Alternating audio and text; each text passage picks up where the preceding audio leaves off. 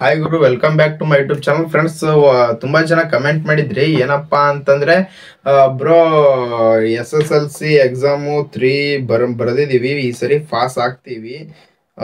Pass ಆದ್ಮೇಲೆ bro ನಾವು PUC ಅಲ್ಲಿ ಏನ್ ಮಾಡಬೇಕು, ಯಾವ ಕೋರ್ಸ್ ಮಾಡಬೇಕು ಅಂತ ತುಂಬಾ ಜನ ಕೇಳ್ತಾ ಇದ್ರಿ. ನೆಕ್ಸ್ಟ್ ವಿಡಿಯೋದಲ್ಲಿ ಇದನ್ನ ಹೇಳಿ ಅಂತ ಕೇಳ್ತಾ ಇದ್ರಿ. ನೋಡಿ, ಹೇಳ್ಬೇಕಪ್ಪ ಅಂತಂದ್ರೆ ನಾನ್ ಹೇಳಕ್ ಆಗಲ್ಲ ಗುರು. ಇದನ್ನ ಏನಂತ ಹೇಳಿ, ನಾನು ನಿಮ್ಗೆ ಯಾವ್ದು ಕೋರ್ಸ್ ಇಷ್ಟ ಇರುತ್ತೆ ಅದನ್ನ ಮಾಡ್ಬೋದು. ಬಟ್ ನಿಮ್ಗೆ ಯಾವ ಕೋರ್ಸ್ ಅಂದ್ರೆ ಏನಿರುತ್ತೆ, ಕೋರ್ಸ್ ಅಲ್ಲಿ ಯಾವ್ದನ್ನ ಮಾಡಿದ್ರೆ ನಮ್ಗೆ ಏನ್ ಲೈಫ್ ಅಲ್ಲಿ ಯೂಸು, ಅದರಿಂದ ಏನ್ ಬೆನಿಫಿಟ್ ಐತೆ ಅಂತ ನಾನು ಹೇಳ್ಬೋದು. ಓಕೆನಾ? ಅಂದ್ರೆ ಅಷ್ಟು ಗೊತ್ತಿರೋ ವ್ಯಕ್ತಿ ನಾನಲ್ಲ ಗುರು, ನನಗೆ ಅಷ್ಟೊಂದು ಐಡಿಯಾ ಇಲ್ಲ. ನಾನು ಅಷ್ಟೊಂದು ಶಾನೆ ಇದೀನಿ ಅಂತ ಹೇಳಾಗತ್ತಿಲ್ಲ ಗುರು. ನಾನು ಎಲ್ಲ ಗೊತ್ತೈತೆ ಅಂತೇಳಿ, ನನಗೆ ಏನ್ ಗೊತ್ತೈತೆ ಅದನ್ನ ಅಷ್ಟೇ ವಿಡಿಯೋದಾಗ ಹೇಳ್ತೀನಿ. ಗೊತ್ತಿಲ್ಲ ಅಂತಂದ್ರೆ ನನಗೆ ಗೊತ್ತಿರೋದು ಗೊತ್ತಿಲ್ಲ ಅಂತ ಹೇಳ್ತೀನಿ. ನೀವು ಬೇಕಾದ್ರೆ ಯಾರನ್ನ ಕೇಳಿ ಅಥವಾ ಯೂಟ್ಯೂಬ್ನಾಗ ಆನ್ಲೈನ್ದಾಗ ಸರ್ಚ್ ಮಾಡಿ ನೋಡ್ರಿ.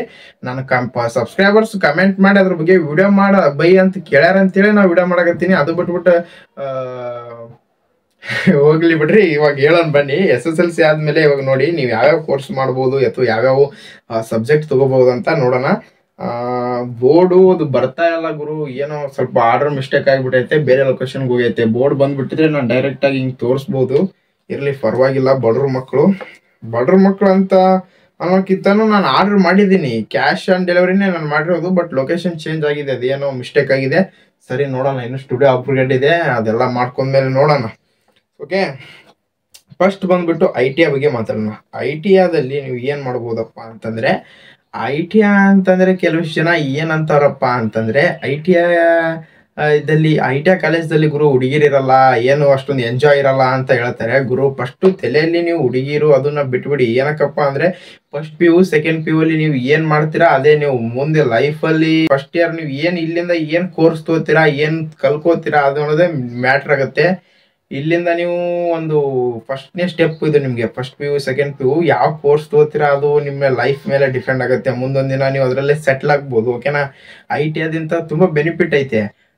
ನೀವು ಈ ಹಾರ್ಡ್ವೇರ್ ಶಾಪು ಮತ್ತೆ ಎಲೆಕ್ಟ್ರಿಕಲ್ಲು, KBI ತುಂಬಾ ಅಂದ್ರೆ ತುಂಬಾ ಇದು ಐತೆ ಗುರು. ಗೌರ್ಮೆಂಟ್ ಜಾಬ್ ಮಾಡೋಕ್ಕಿಂತ ಜಾಸ್ತಿ ದುಡ್ಡು ಮಾಡ್ಬೋದು ನೀವು. ಜಸ್ಟ್ ಹೋಗ್ಬಿಟ್ಟು ಒಂದ್ 2 ವೈರ್ ಕೋಚ್ ಬಂದ್ಬಿಟ್ರೆ 1000 ರೂಪಾಯಿ ಗಂಟ್ಲೆ ಪಗಾರ ಐತೆ ಗುರು.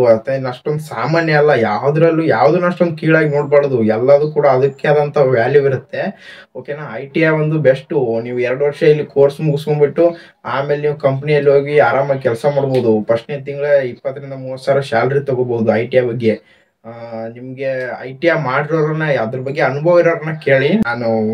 ನನಗೆ ಗೊತ್ತಿರೋದಷ್ಟೇ ಹೇಳ್ತಾ ಇದ್ದೀನಿ. ಓಕೆನಾ? ಇನ್ನು ಎರಡನೇದು ಬಂದ್ಬಿಟ್ಟು ಗುರು ಆರ್ಟ್ಸ್ ಮಾಡೋದ್ರಿಂದ ನಿಮ್ಗೆ ಏನಪ್ಪ ಯೂಸ್ ಅಂತಂದ್ರೆ, ಆರ್ಟ್ಸ್ ಅಲ್ಲಿ ಅದೇ ಮಾಮೂಲಿ ಬಂದ್ಬಿಟ್ಟು ಜನರಲ್ ಬಗ್ಗೆ ಇರುತ್ತೆ, ಜನರಲ್ ನಾಲೆಜ್ ಬಗ್ಗೆ. ಅದ್ರಲ್ಲಿ ಕೂಡ ಒಂದು 4-5 ಸಬ್ಜೆಕ್ಟ್ ಇರುತ್ತೆ. ಸಬ್ಜೆಕ್ಟ್ ಇಲ್ಲಿ ಸ್ಕ್ರೀನ್ ಮೇಲೆ ಹಾಕಿರ್ತೀನಿ, ನೋಡ್ಕೋಬಹುದು. ಅದರಲ್ಲಿ ಏನಪ್ಪಾ ಅಂತಂದ್ರೆ, ನೀವು ಕಾಂಪಿಟೇಟಿವ್ ಎಕ್ಸಾಮ್ಗಳಿಗೆ ಅಟೆಂಡ್ ಆಗ್ಬೋದು ಇದರಿಂದ. ಜನರಲ್ ನಾಲೆಜ್ ಅಂದ್ರೆ ಇವಾಗ ನೀಟು, ಸೀಟು ಈ ತರ ಎಕ್ಸಾಮ್ಗಳಿಗೆ ಅಟೆಂಡ್ ಆಗ್ಬೋದು ಆರಾಮಾಗಿ.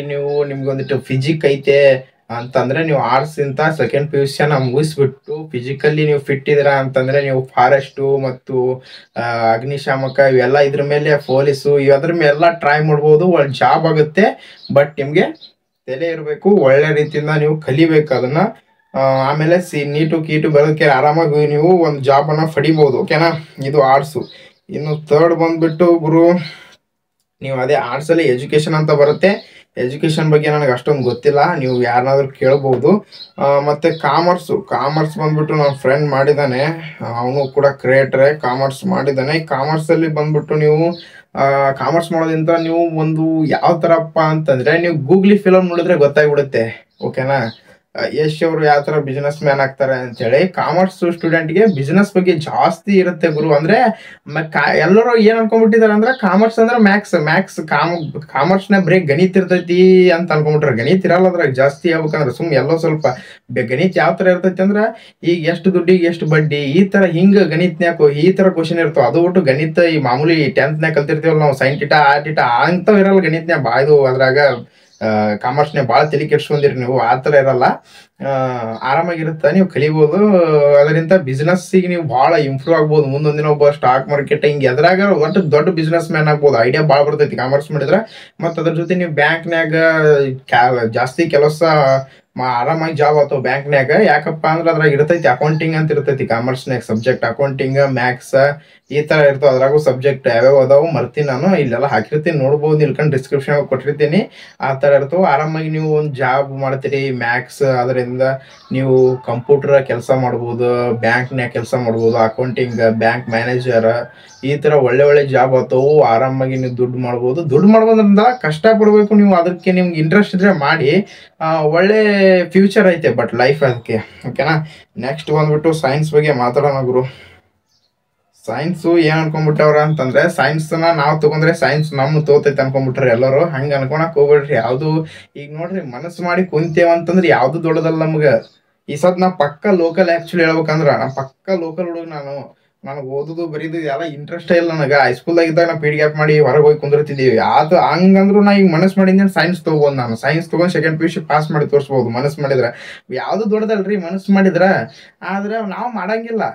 ಏನ್ ಮಾಡೋದು ಬಿಡು, ಸೈನ್ಸ್ ಎಲ್ಲ ಹುಡುಗಿರು ಮಾಡ್ತಾರ, ನಾವೇನ್ ಮಾಡೋದು, ನಾವೆಲ್ಲ IT ಆರ್ಟ್ಸ್ ಮಾಡೋಣ ಹಿಂಗ್ ಅನ್ಕೋತೀವಿ. ಬಟ್ ಎಷ್ಟೋ ಜನ ಸೈನ್ಸ್ ಅಲ್ಲೇ ಮಾಡಿ, ಸೈನ್ಸ್ ಇಂತ ಮಾಡಿದ್ರೆ ನೀವು ಸೈನ್ಸ್ ಸೆಕೆಂಡ್ PUC ವರೆಗೆ ಮಾಡಿಬಿಟ್ಟು ಆಮೇಲೆ ನೀವು ಮೆಡಿಕಲ್ ತಗೋಬಹುದು ಅಥವಾ ಇಂಜಿನಿಯರ್ ತಗೋಬಹುದು. ಅದ್ರಲ್ಲೂ ಒಳ್ಳೆ ಫ್ಯೂಚರ್ ಐತೆ. ಮೆಡಿಕಲ್ ತಗೊಂಡ್ರು ಕೂಡ ನೀವು ಅದೇ ಪ್ಯಾರಾಮೆಡಿಕಲ್ ಅದು ಮಾಡ್ಕೊಂಡು ಹೋದ್ರು ಮುಂದೆ ಯಾವ್ದಾದ್ರು ಒಂದು ಹಾಸ್ಪಿಟಲ್ ಅಲ್ಲಿ ಹೋಗ್ಬಿಟ್ಟು ಜಸ್ಟ್ ಬ್ಲಡ್ ಟೆಸ್ಟ್ ಅದು ಇದು ಮಾಡ್ತಾ ಕುಂತರು ಕೂಡ ನಿಮಗೆ ಮಂತ್ಲಿ 10K to 20K ಸಿಗುತ್ತೆ. ಅದು ಬಿಟ್ಬಿಟ್ಟು ನೀವು ಇಂಜಿನಿಯರ್ ಅಲ್ಲೂ ಕೂಡ ಸಕ್ಸಸ್ ಆದ್ರೆ ನೀವು ಮಂತ್ಲಿ ಲ್ಯಾಕ್ 2 ಲ್ಯಾಕ್ ಎಲ್ಲ ತಗೋಬಹುದು ಪೇಮೆಂಟು. ಒಳ್ಳೆ ಫ್ಯೂಚರ್ ಐತೆ ಸೈನ್ಸ್ ಅಲ್ಲೂ ಕೂಡ. ನೀವು ಎಲ್ಲ ಸೈನ್ಸ್ ಅಲ್ಲಿ ಜಾಸ್ತಿ ಕೋರ್ಸ್ ಅವೆ, ಅದ್ರ ಬಗ್ಗೆ ಗೊತ್ತಿಲ್ಲ. ಬಟ್ ಒಳ್ಳೆ ಫ್ಯೂಚರ್ ಮಾತ್ರ ಐತೆ ಗುರು, ಚಂದಾಗ ಐತೆ ಫ್ಯೂಚರು.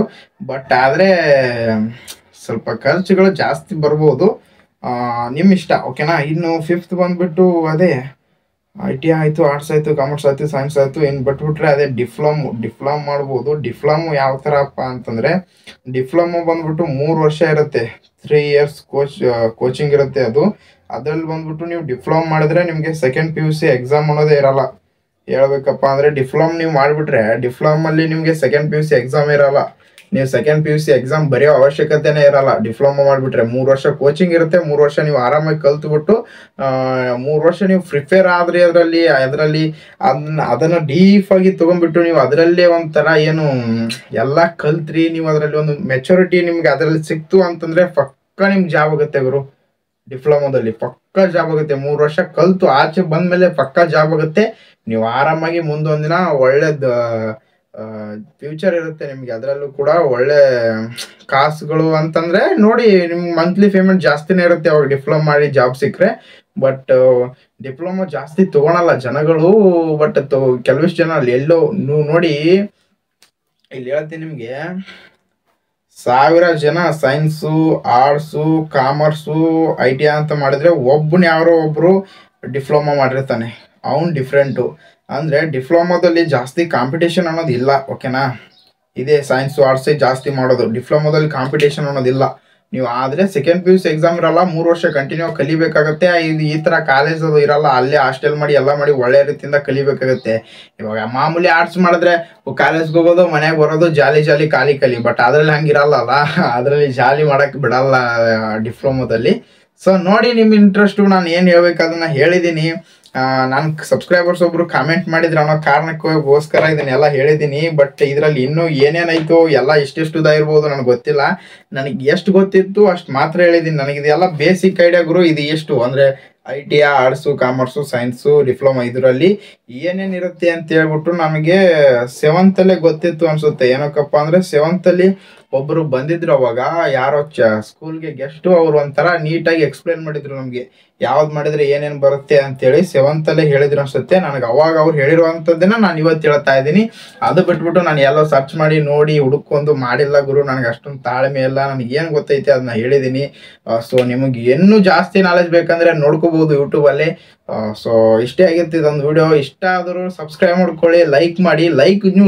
ನೀವು ವಿಡಿಯೋಗೆ ಲೈಕ್ ಮಾಡಿ ಜಾಸ್ತಿ, ಅಂದರೆ ನಾನು ಎಷ್ಟು ಜನ ಇಷ್ಟಪಡ್ತವ್ರೆ ಅಂತ ನನಗೆ ಗೊತ್ತಾಗುತ್ತೆ. ನಾನು ಹೇಳೋ ರೀತಿ ನಿಮ್ಗೆ ಇಷ್ಟ ಆಗ್ತಿದೆಯಲ್ಲ ಅಂತ ನನಗೆ ಗೊತ್ತಾಗಬೇಕಲ್ಲ. ನೆಕ್ಸ್ಟ್ ವಿಡಿಯೋ ಮಾಡೋಕ್ಕೆ ಮೋಟಿವೇಶನ್ ಬೇಕಲ್ಲ.